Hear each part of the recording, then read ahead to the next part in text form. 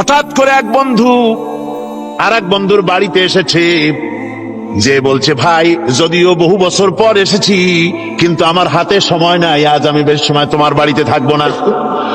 ওই বাড়িওয়ালা বন্ধু বলে, বন্ধু যতই ব্যস্ততা তুমি দেখাও না কেন, আজকে যখন তোমার একবার পাইছি আমি তোমাকে ছাড়বো না। এই হলো একটা ছাড়বো না। আর ঢাকা হাইকোর্টের সামনে থেকে মকিম গাজী পালায় গেছে, ডাকাত।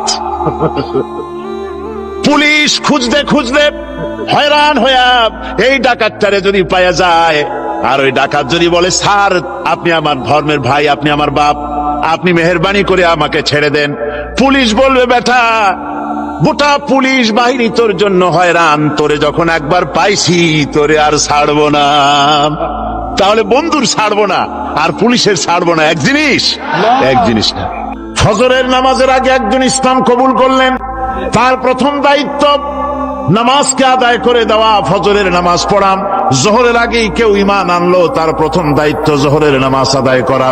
আসরের নামাজের আগে ঈমান এনেছে, তার প্রথম দায়িত্ব হলো আসরের নামাজ আদায় করা। তার মানে হলো ঈমান আনার পর একজন ঈমানদারের প্রথম দায়িত্ব হচ্ছে নামাজ। গুরুত্বপূর্ণ বিষয়, খুব ভালো করে শুনতে হবে, ইয়াদ রাখতে হবে প্রত্যেকটি মুসলমানের। এই নামাজ কি